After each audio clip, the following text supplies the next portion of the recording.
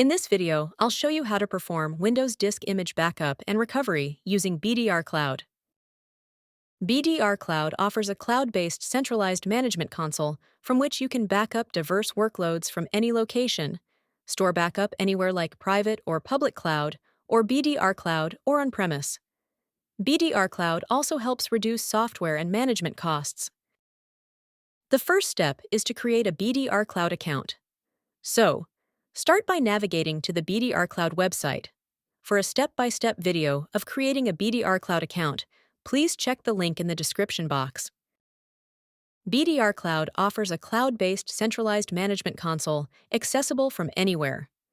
Once the BDR Cloud account is created, you can enter the URL in your browser and log in to your BDR Cloud account by simply entering the username and password. This is the BDR Cloud console. You're now all set to start using BDR Cloud's full-featured 30-day free trial. You can protect your servers and endpoints and manage your backup infrastructure. Before you begin with backup configuration, you need to decide where to store your backup data. With BDR Cloud, you have flexible options to store your backup data on BDR Cloud's hosted cloud storage. BDR Cloud is available in various regions, and your backup data will be stored in your closest BDR Cloud location. Note that no repository setup is needed in the BDR Cloud console when opting to store your backup data on BDR Cloud. You will be provided 100 GB free trial for 30 days. Or opt for the Bring Your Own Storage option. This allows you to store data locally on devices or utilize multiple cloud platforms. Additionally, BDR Cloud supports various S3-compatible object storage options as well, offering flexible and scalable storage capabilities. In the BDR Cloud console, you can navigate to the Infrastructure tab to set up a backup repository. Note that this step is required only when you choose Bring Your Own Storage as option. Please check the description box for a step-by-step video for creating a backup repository. The next step is to add the data source. For this, navigate to the Data Source menu and select Servers and Endpoints. You can check the description box for step-by-step video on adding data sources. Once everything is set up, you can proceed with configuring the Windows Disk Image Backup. To configure backup, navigate to the Backup tab, select the Configure Backup option, and choose Windows, and then Disk Image. You can create a backup job either by starting from scratch or using a pre-configured backup template. For a step-by-step video on creating and using a backup job template, check out the link in the description. In this demo, I'll show you how to configure a backup job without using a template.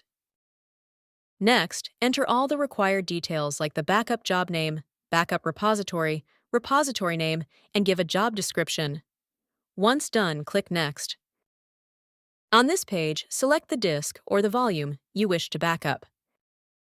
Next, configure the application-aware settings. This feature ensures data consistency for Microsoft applications.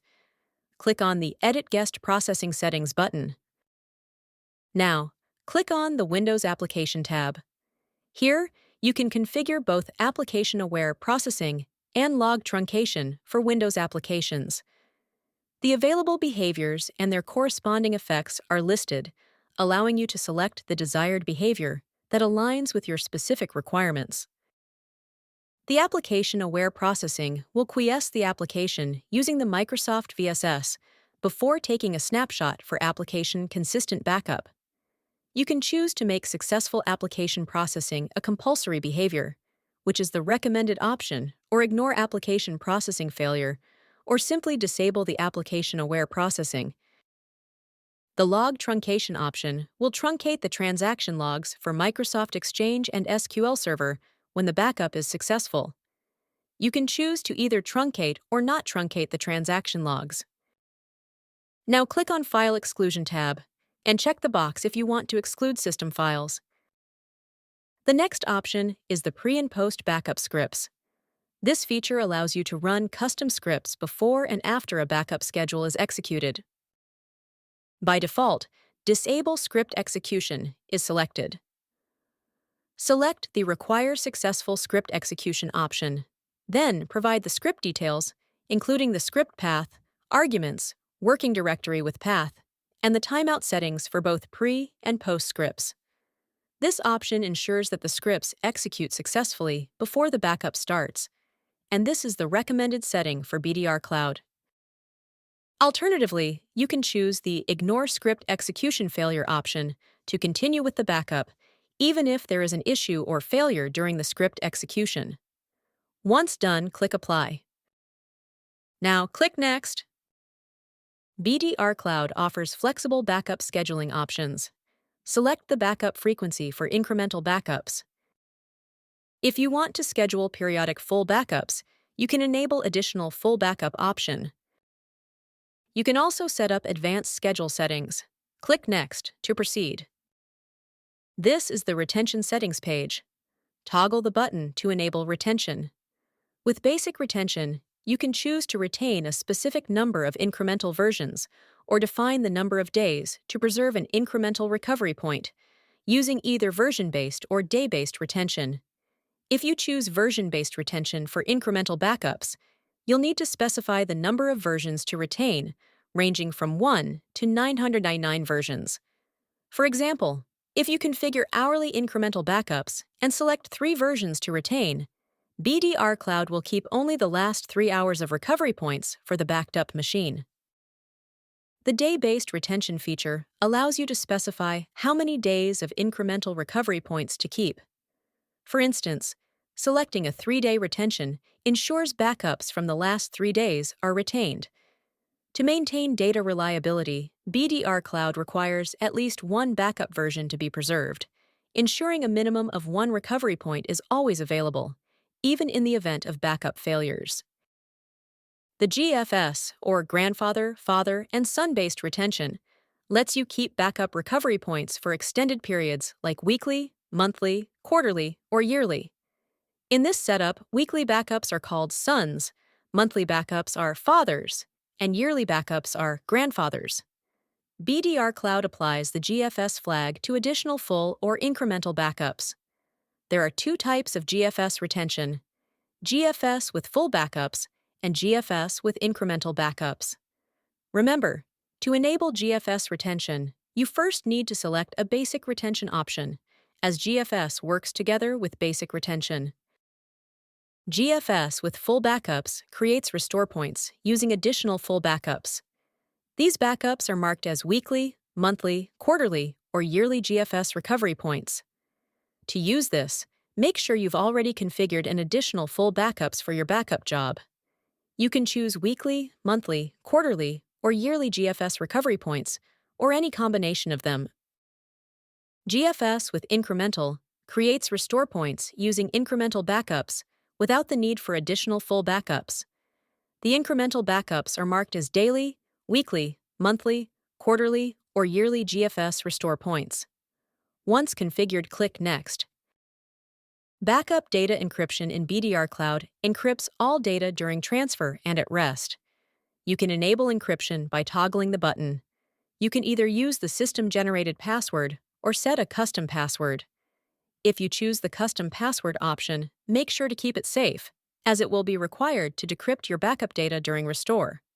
Once you've made your selection, click Next. Finally, review your backup job configuration. If you want to run the backup job immediately after configuration, you can check the box and click Save. Once the backup is initiated, you will be redirected to the List Backup Jobs page. You can check backup progress, reports, and perform various actions associated to the particular backup job. Now, to restore a Windows Disk Image level backup job in the BDR Cloud, navigate to the Recovery menu and click on the Restore Backup Data. Click the Restore button corresponding to the backup job you wish to recover.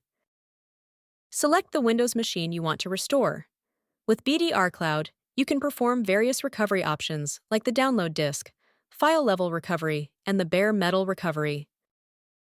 First, let's see about the download disk restore type. For that, choose the Download Disk Restore option and click Next. Here, select the restore point and click Next. On this Restore Options page, choose the disks you wish to download. Next, select the destination host. You can choose this server or the source machine or an alternate machine. Next, you need to select the data reader, which can be the same source machine or an alternate machine. Finally, you need to select the virtual disk format in which you wish to download the restored disks. You can choose from various formats like the VHD, VMDK, VHDX, Flat VMDK, or RAW. Finally, review the restore configuration and click on Restore. Once the restore has been initiated, you can monitor the restore status here. After the restore is complete, you can also review the restore reports to verify the process. Next, let's see about the file level recovery in the BDR Cloud. Choose this option and click on Next. Select the restore point and click Next. The list of drives on the selected host will be listed. Select the specific files or folders you want to restore. Next, select the destination host where the restored data will be placed. First, let's choose the This Server option, then choose the data reader, which can be the same source machine or an alternate machine. If you are choosing the data reader to be the same source machine, then you can proceed with the next step. But if you are choosing any alternate machine as the data reader, then you need to enter backup storage location. Next, you can optionally enable encryption for the compressed data. Also configure the behavior for handling deleted files, whether to skip or include deleted files, or restore only the deleted files during the restore process. Next, let's see selecting the same source machine as the destination host. If you are choosing the data reader to be the same source machine, then you can proceed with the next step. But if you are choosing any alternate machine as the data reader, then you need to enter backup storage location.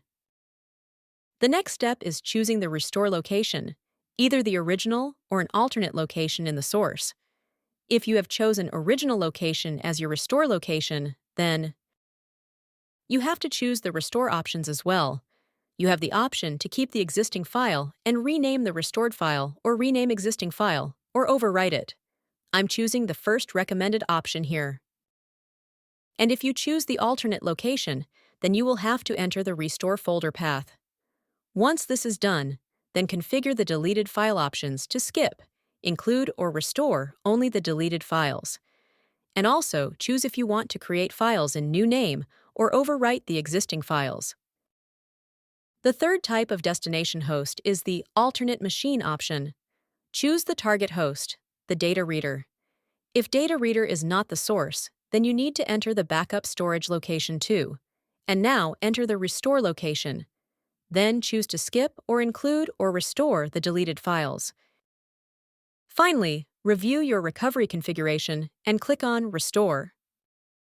Once that's done, you will be redirected to the Restore Backup data page.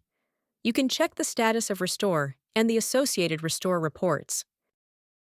The next restore type in the BDR Cloud is the bare metal recovery, which enables you to restore an entire Windows machine to its original state before a crash or disaster.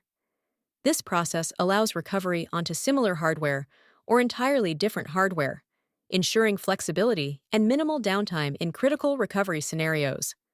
When you choose this option and click Next, you will be provided with two options to choose from to perform a bare metal recovery.